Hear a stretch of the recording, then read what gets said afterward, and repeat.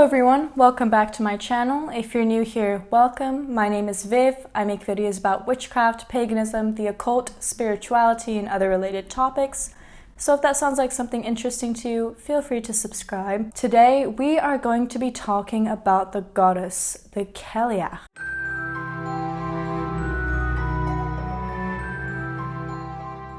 Now she is a goddess in Ireland, Scotland, the Isle of Man.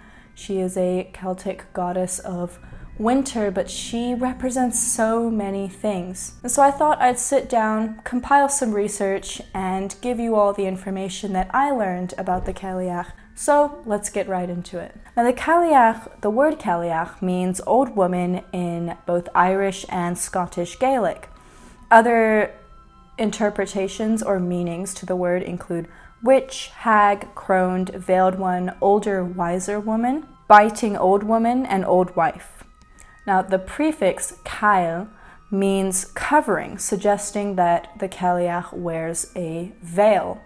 And this is also kind of a callback to ancient mysteries, occult mysteries, and also maturity in womanhood. You know, head coverings can sometimes denote wisdom and being this kind of older, wiser figure.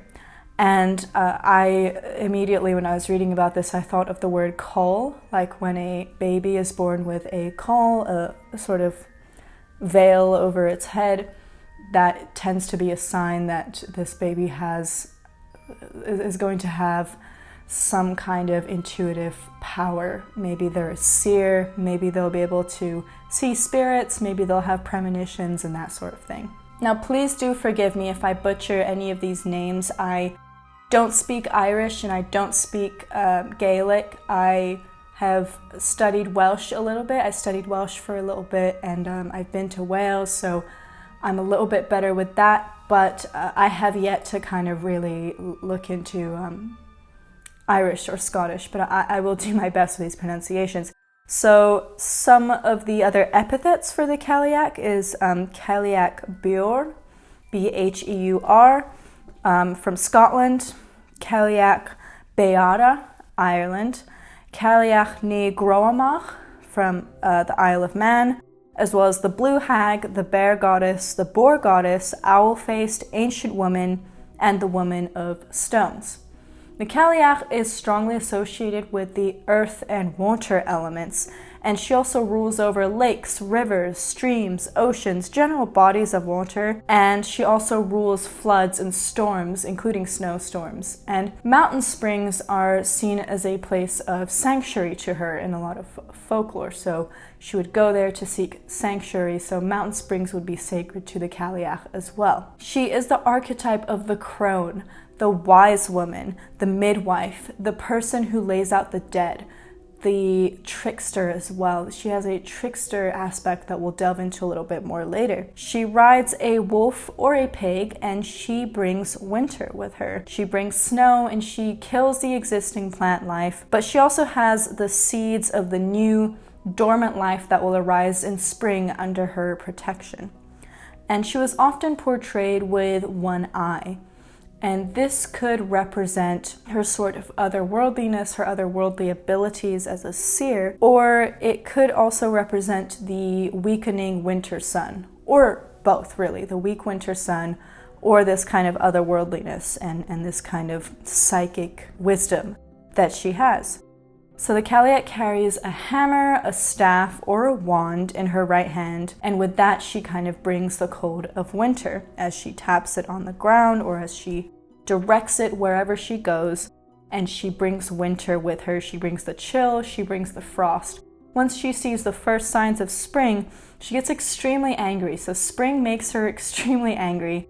And there's an idea that she throws her wand under a holly tree upon seeing the first signs of spring, which is an explanation for why grass often doesn't grow under holly trees, because it kills the plant life. So as you may have gathered, given that her strong associations with winter in the dark half of the year, the Cailleach is strongest from Samhain to Beltane. So that's the time of the year that she rules, so it is the easiest to connect to her during the winter. That's another reason why I made this video in the middle of winter, because it is so easy to connect with her when it is winter and when the weather's cold, and you can kind of really feel that energy coming through. Now, there are some stories, and some people believe that she ages, excuse me, some people believe that she ages in reverse from winter to spring. So in the winter, she's this kind of wizened old crone, and then come spring, she kind of drinks the regenerative waters of youth, and she turns young to represent the shifting of the seasonal cycles. In Scotland, the 25th of March was ℏ𝔫𝔢𝔠𝔱 𝔐𝔤, again, I hope I'm pronouncing that correctly, when there were contests held representing the driving out of the winter hag. And this was actually considered the New Year's celebration in Scotland until the 17th century, and it better reflected the seasonal cycles.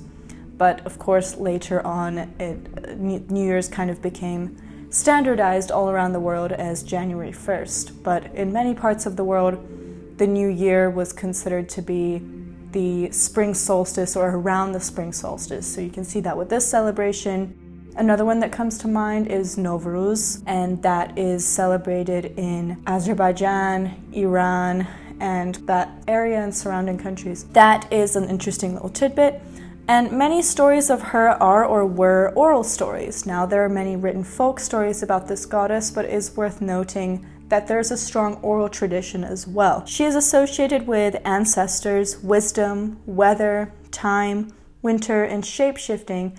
And as I said earlier, she also has a trickster aspect. She's said to have formed the landscape by dropping boulders from her apron, and is portrayed as a giant, and in many descriptions she has blue skin. Some later stories from Scotland say that the devil dropped boulders from his apron, which is a rather amusing image, but this may point to early Christian demonization of pagan beliefs and of kind of pushing that Christian perspective onto those stories. Her clearest origins are in ancient Scotland, Ireland, and the Isle of Man. However, there is a possible Norse connection, and I've actually linked a paper down below, a scholarly article, and you don't have to pay. If you make a free account with that website, then you can read up to 100 free articles a month. So if you're really interested in delving into this Norse aspect and the kind of opinions on that in that, among anthropologists, then you could look at that article. And there is a possibility of her existing in other parts of Europe before being such a ubiquitous figure in Scotland and Ireland and the Isle of Man as well. So Herodotus, Strabo, and Pliny all wrote about a tribe called the ℏ𝔫𝔤 in Greek, or ℏ𝔫𝔤 in Latin, on the Iberian Peninsula. And these could have been worshippers of the Cailleach. And one thing that I personally noticed when I was reading this was that if you think about her status as a giantess and her blue skin, that is very Norse, that is very Jotun, and I kind of just made that personal connection there. And so that Norse connection makes a lot of sense to me, that she would have started off in Scandinavia, or she would have migrated over to Scandinavia, and then she would have come down to Scotland. That these are all possibilities. The Celtic tale of the Cailleach and Brigid, the Cailleach keeps Brigid captive and makes her work for her as a sort of maid. She gives her a brown fleece to wash, insisting that she make it white, which proves to be an impossible task. One day an old man passes by and asks what she is doing. After she explains, he took the fleece and he tapped it 3 times. On the 3rd tap, it turned white. He also gave her a bunch of snowdrops and told Brigid, or bride, to give the Cailleach the flowers.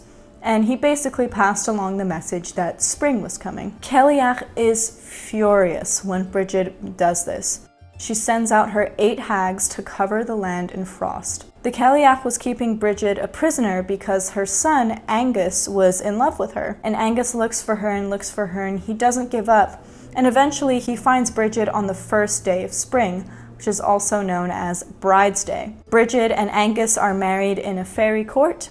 The Cailleach borrows 3 days of winter and causes utter chaos and destruction.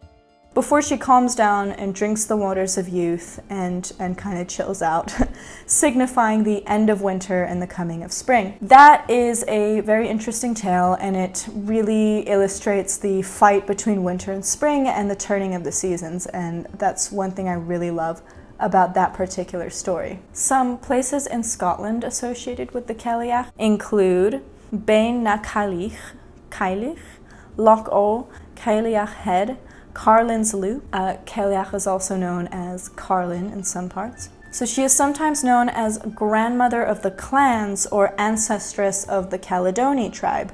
Caledonia was the Latin name for Scotland, so there's a very strong ancestral Scottish connection there. Cailleach was the first living being on Scotland, according to folklore, after the ice melted thousands of years ago.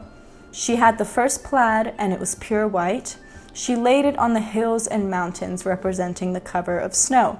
She was said to wash her plaid in the Gulf of ℐ𝔬𝔫𝔫𝔢𝔠 thus creating a whirlpool and bringing the first storms of winter. And ℐ𝔬𝔫𝔢𝔠 is well known for being a natural whirlpool. She grew weary of immortality, and eventually she turned into a giant and went into an eternal slumber. She became a great mountain, and when mists draw across the mountains, it is said that Cailleach has drawn a veil across her face. So here's a quote from Campbell's Popular Tales of the West Highlands, Volume 3. Her face was blue-black of the luster of coal, and her bone-tufted tooth was like rusted bone.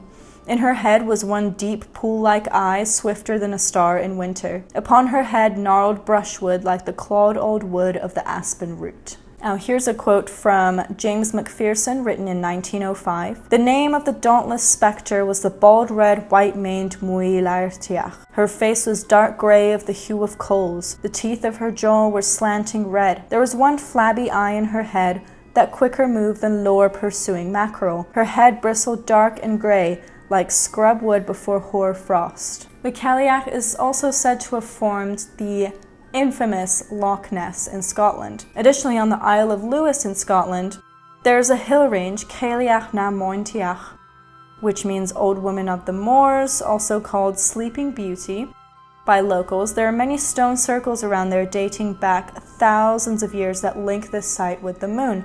So every 18.5 years or so, the moon rises over the quote-unquote breasts of the hills, and then it passes through the standing stones a few hours later, and it's supposed to be a really incredible thing to witness. Now, let's talk about Ireland briefly. In Ireland, the Cailleach was said to have raised mountains and hills and put cairns and barrow mounds on them.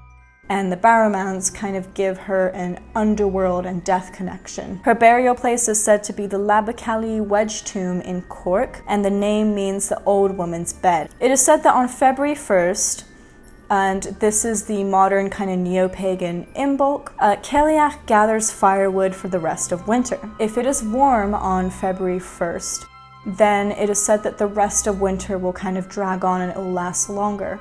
But if it's cold on February 1st, it is said that the Cailleach is already asleep and she's not gathering firewood, so it is said that winter will be over soon. And I've always kind of wondered that, because I'd read that when I was reading about Imbolc, and it would say, there's a belief that if it's warm on Imbolc, winter will drag on, and if it's cold, then that's a good sign, because it means winter will be over soon, and I never knew why.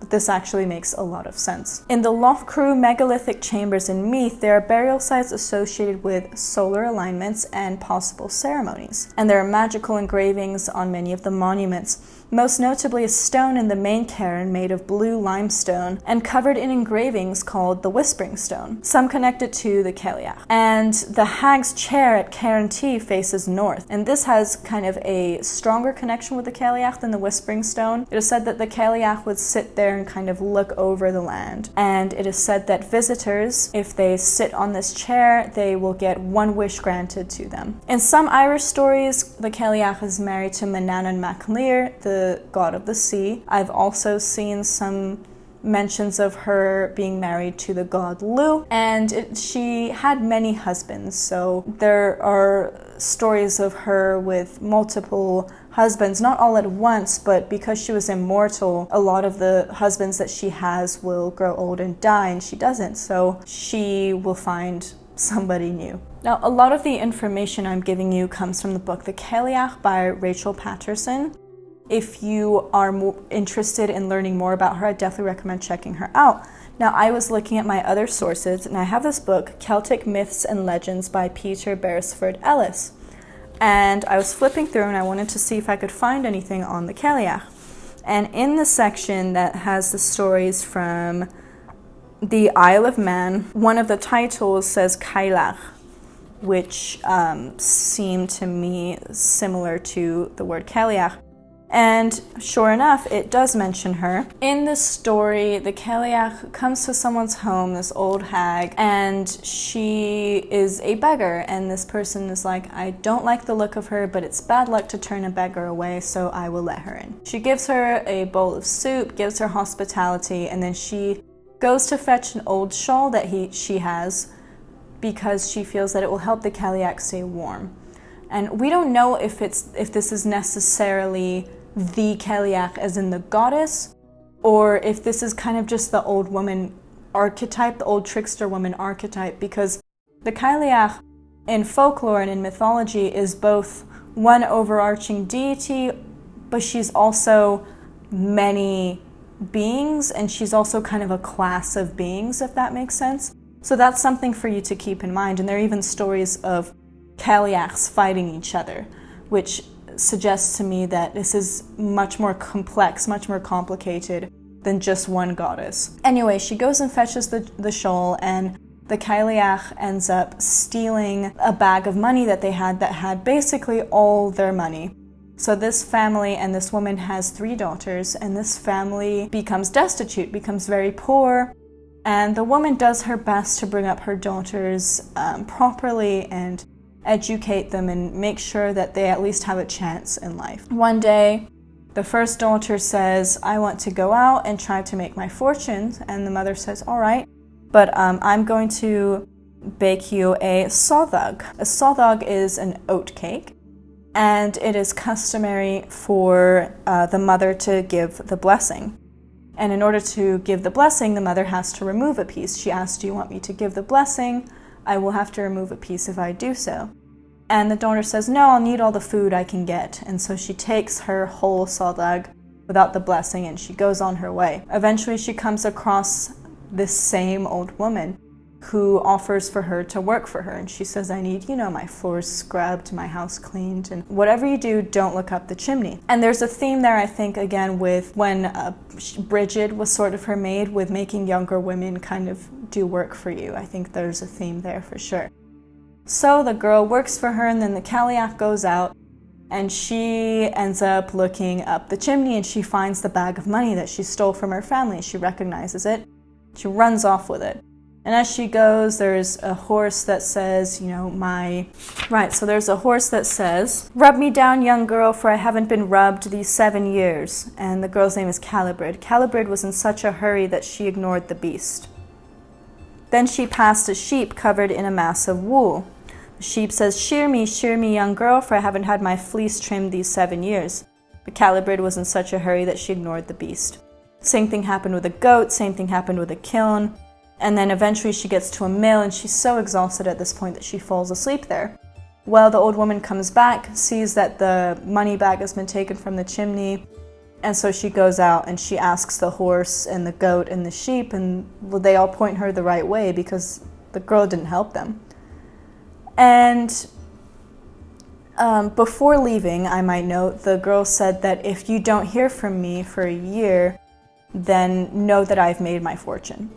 So the second sister sees that they haven't heard from her in a while, and she thinks, oh, so she's made her fortune. Let me go as well. Mother asks if she wants a blessing on the oat cake. She says no, takes the whole thing. Same exact thing happens to her, comes across the old woman, takes the money from the chimney, doesn't help the horse or the goat or the sheep or the kiln, falls asleep at the mill, and the Cailleach finds her. So when the old woman finds both girls, she turns them into stone. Now the third girl, I believe this is the youngest one, sees that both of her sisters are still gone, which means that they have made their fortune. Little does she know that they have been turned to stone. But this one does something differently. when her mother asks if she wants her blessing, despite the fact that she'll take a piece off the oat cake, she says yes. So with her mother's blessing, she goes out, comes across the Cailleach, works for her, finds the money, and then she leaves. And this time, when the horse asks her to rub the horse down, she stops and rubs the horse down. She says, "Oh, you poor thing, let me help you." And she rubs the horse down. She helps the goat, she shears the sheep, she cleans the kiln. She helps all these beings and all these things on her way, and she's not in a hurry. There's no selfishness there, right? So she gets to the mill and she sees that and she falls asleep there. Cailleach comes back and she sees that the money has been stolen. Well, this time, the horse, the sheep, the goat, none of them help her because they've been helped by the girl. And so they don't want to give away her position. Now there's a pretty brutal ending here, so trigger warning. But she eventually gets to the mill, much more slowly than before. And the woman comes to the mill. She says, "Mill, did you see a girl with a long leather bag pass this way?" The mill said, "Come close, Cailleach, so that I may hear clearly what you are asking. Come and whisper into my wheel where I might hear the clearer." The old woman went up to the wheel and thrust her head forward to whisper into it, and just then the mill wheel twisted round and dragged her into its cogs and stone pivots, so that she was ground right up, and the tiny pieces were washed down the nearby hole in the ground where the water rang. And this hole was called the ℑ𝔬𝔫𝔫𝔢𝔠, where some may say you may hear the hag's cry even to this day. The old witch had dropped her hazel wand, and the mill basically instructs the girl to touch the leather bag with the hazel wand, and that she can also turn her sisters back from stone. And the spell on the leather bag is that no matter how much you take out of it, more money will appear in the bag, so basically they're rich forever. And that was an interesting tale to me, and it wasn't necessarily the goddess form of the Cailleach, in my opinion. I think it was more of the class of spirit of a hag woman, a trickster, who almost like a Baba Yaga type spirit, and this is more of an archetype. So the Cailleach, this helped me understand that the Cailleach is both a deity in her own right, with her own stories, with her own characteristics, with her own temperament, with her own correspondences, with her own associations, with her own wisdom, her own way that she can help people, but she is also an archetype and a sort of type of spirit, similar to the tale of Snow White with the old woman, where the evil queen kind of turns into the old woman, or Baba Yaga, or any number of stories around the globe with the kind of old trickster crone spirit. Now I'd like to close off this video by mentioning a couple of correspondences associated with the Cailleach for magical work. So she is associated with owls, wolves, deer, especially Scottish red deer, goats, wild boar, pigs, and cattle. And she is obviously associated with hagstones, pebbles, seashells. I'd say storm water and snow and ice are good as well for working with her for making offerings.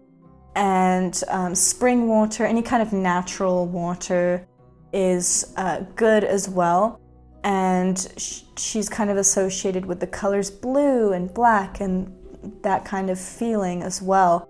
And if you want to see a full list of correspondences, I did put it on my Instagram. I have a post that has a picture of the Cailleach on it, and that I made a few days ago. And it talks a little bit briefly about her, but it also has the correspondences that were listed in Rachel Patterson's book.